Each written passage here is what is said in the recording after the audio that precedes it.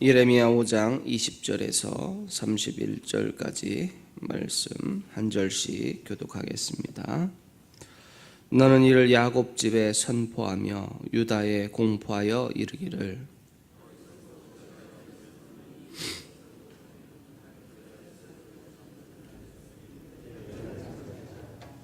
여호와의 말씀이니라. 너희가 나를 두려워하지 아니하느냐? 내 앞에서 떨지 아니하겠느냐? 내가 모래를 두어 바다의 한계를 삼되 그것으로 영원한 한계를 삼고 지나치지 못하게 하였으므로 파도가 거세게 이나 그것을 이기지 못하며 뛰노나 그것을 넘지 못하느니라.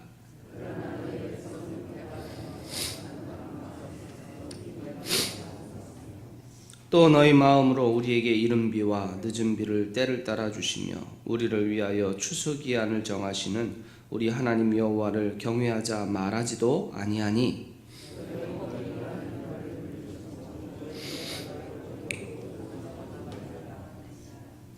내 백성 가운데 악인이 있어서 새 사냥꾼이 매복함같이 지키며 덫을 놓아 사람을 잡으며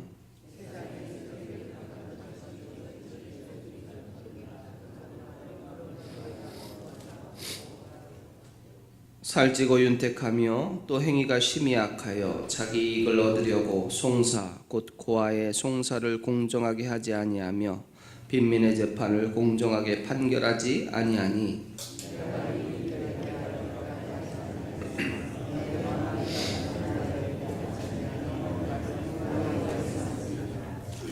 이 땅에 무섭고 놀라운 일이 있도다. 선지자들은 거짓을 예언하며 제사장들은 자기 권력으로 다스리며 내 백성은 그것을 좋게 여기니 마지막에는 너희가 어찌하려느냐. 아멘.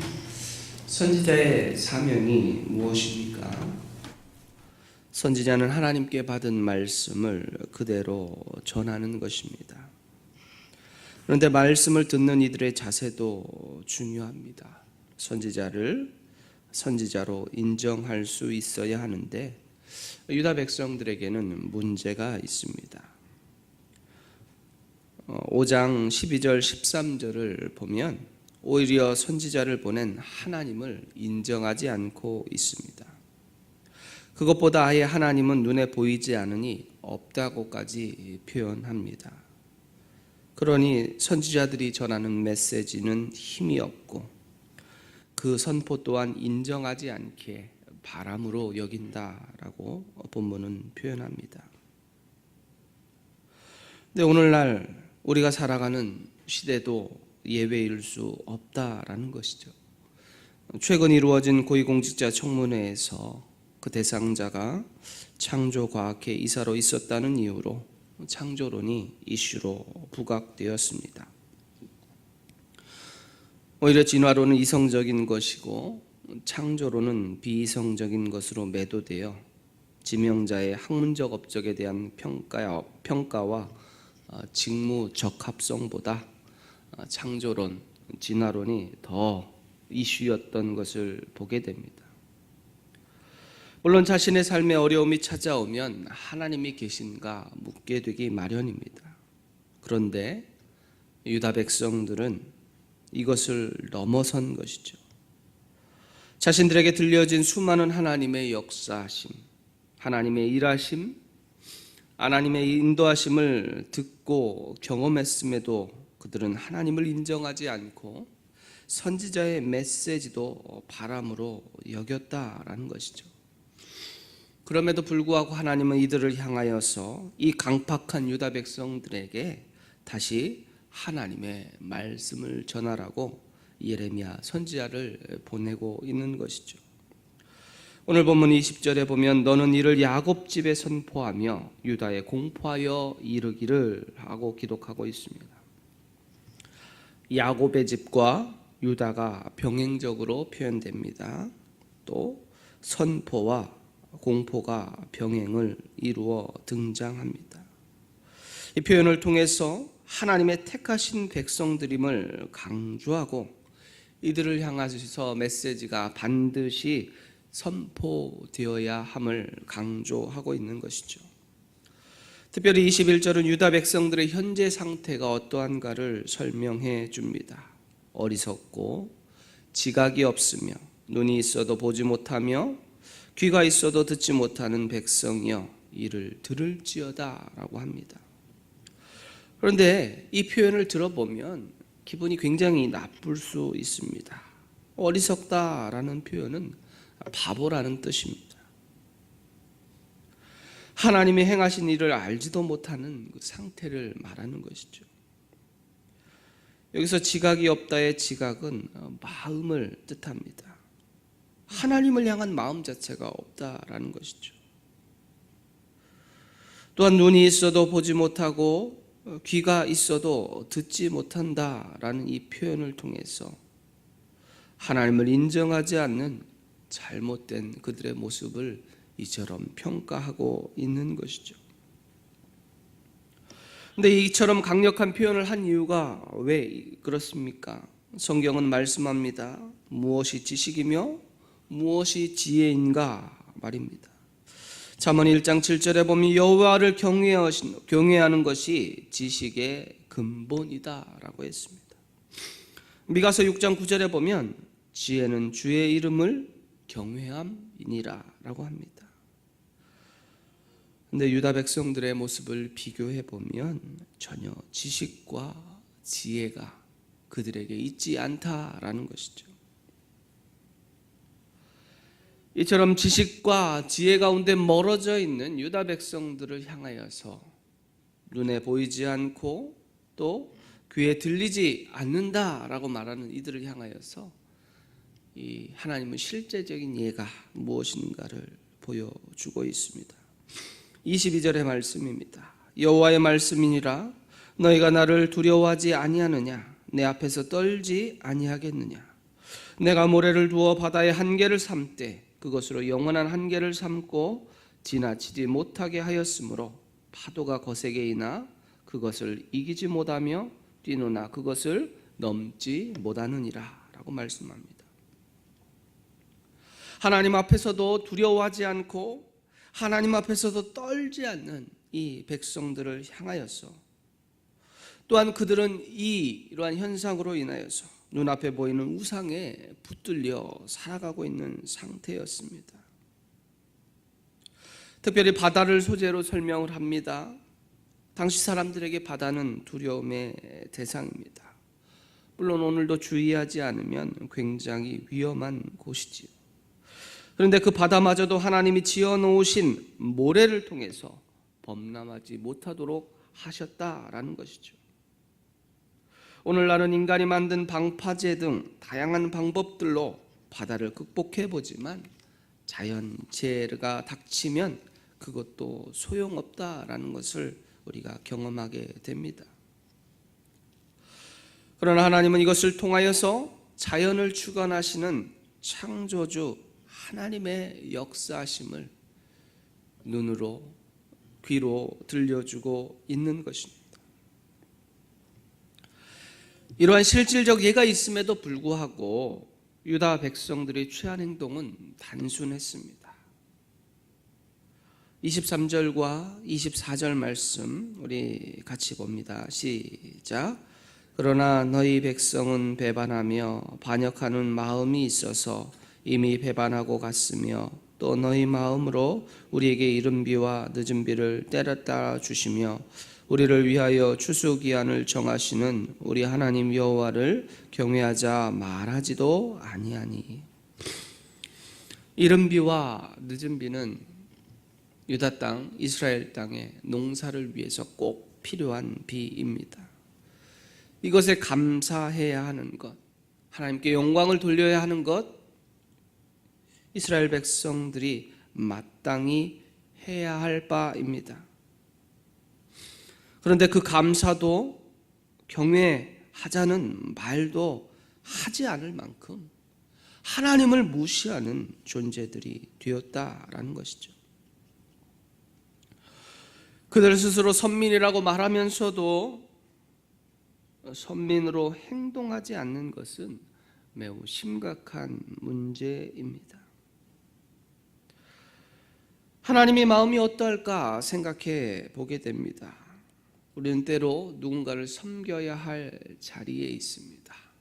교회에서 맡겨진 사명을 감당하다 보면 누군가에게 섬기고 연락하고 내 물질을 사용할 때가 있죠.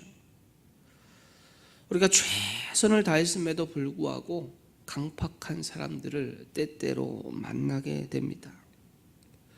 그러면서 낙심하게 되는 것이죠.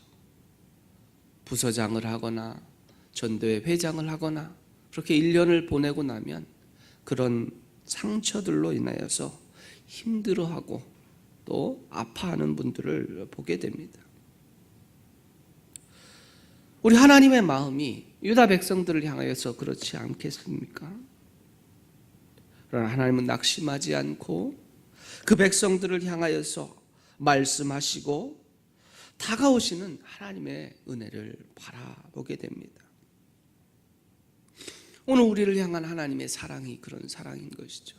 우리가 하나님을 때때로 얼마나 힘겹게 하고 하나님을 아프게 하는가, 이 모습을 보면서 유다 백성의 강팍함들을 보면서 그 안에서 감사하게 되고 또 은혜를 누리게 되는 것이죠.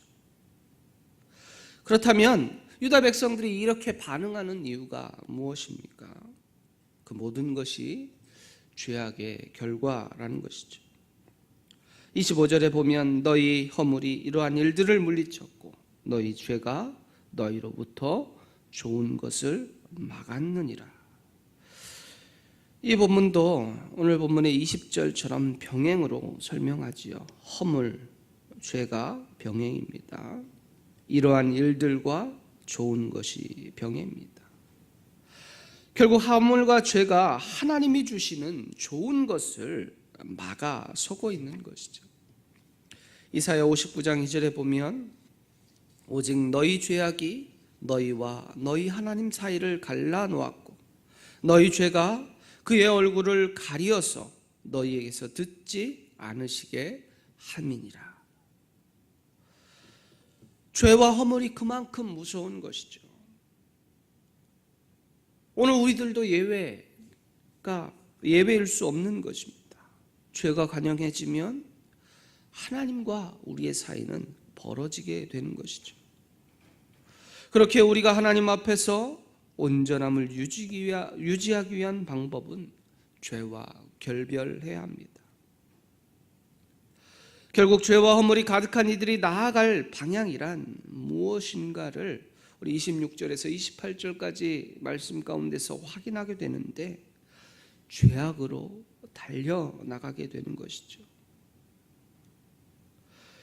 26절에서 28절에 보면 내 백성 가운데 악인이 있어서 새 사냥꾼이 매복함같이 지키며 덫을 놓아 사람을 잡으며 새장의 새들이 가득함같이 너희 집들에 속임이 가득하도다. 그러므로 너희가 번창하고 거부가 되어 살찌고 윤택하며 또 행위가 심히 약하여 자기 이익을 얻으려고 송사 곧 고아의 송사를 공정하게 하지 아니하며 빈민의 재판을 공정하게 판결하지 아니하니라고 기록합니다. 이들의 죄악의 모습을 비유적으로 표현합니다.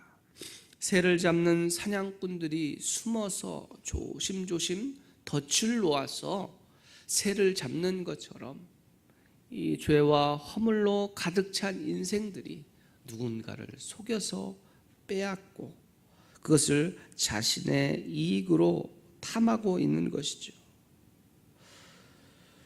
그렇게 잡은 새가 얼마나 많다고 표현합니까? 새장에 새들이 가득하다라는 것이죠.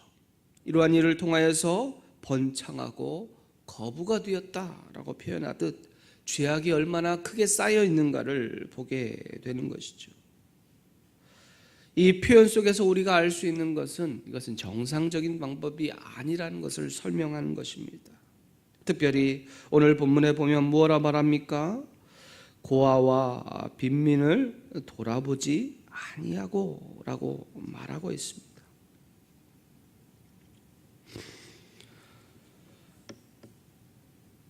판결을 굽게 하는 것이죠. 고아와 괄부를 돌보아야 할 사명을 가질 이스라엘 선민들이 오히려 하나님을 두려워하거나 경외하지 않으므로 결국 마음의 가책과 그 양심마저도 잊어버린 채 오로지 자신들의 이익을 위하여 달려가고 있는 부정을 행하고 있다라는 것이죠.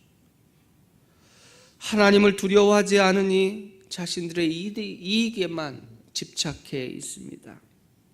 하나님을 두려워하지 않으니 그들이 섬겨야 할 고아와 과부의 신원함을 들어주지 않는 것이죠. 하나님을 두려워하지 않으니 유다 백성들은 이러한 죄악으로 달려가 버렸던 것이죠. 오늘 우리 시대는 어떠합니까?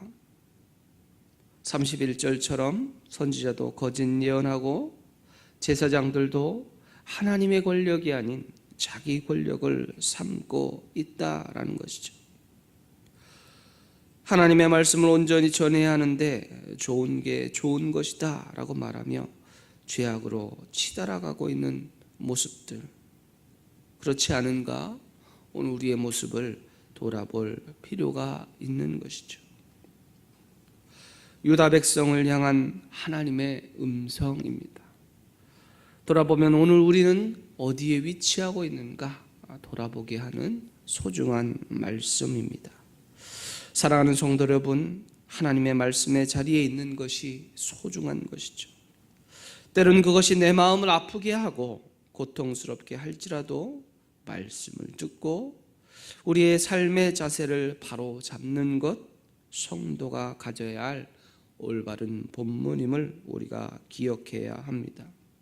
유다 백성들의 강팍함이 우리에게 잊지 않게 해달라고 간구하시고 지식과 지혜의 근본이 되신 하나님을 경외함을 통하여서 그 안에서 주시는 하나님의 음성과 하나님의 일하심을 체험하며 경험하는 귀한 믿음의 성도의 삶이 되시기를 주님의 이름으로 축복합니다. 아멘. 기도하시겠습니다. 하나님 아버지 감사합니다. 이 새벽에도 우리를 불러주셔서 하나님께 예배할 수 있도록 하나님의 말씀을 듣는 자리에 우리가 있을 수 있도록 은혜 주셔서 감사합니다. 유다 백성들은 하나님의 말씀을 듣지 않고 하나님을 인정하지도 않았습니다. 그들이 결국 패망으로 또 핍박하는 자들로 죄악으로 치달아가는 모습을 보며 오늘 우리의 모습을 다시 한번 돌아보며 우리가 있어야 할 자리, 우리가 하나님 앞에 어떠한 모습으로 있어야 하는가를 돌아봄을 통하여서 하나님의 역사심과 은혜와 능력을 체험해 나가는 우리 귀한 믿음의 성도의 삶이 되도록 주님여 축복해 주시옵소서. 주님 힘 주셔서 오늘도 주님이 주신 힘으로 살게 해 주시옵소서. 감사합니다. 예수님의 이름으로 기도하옵나이다. 아멘.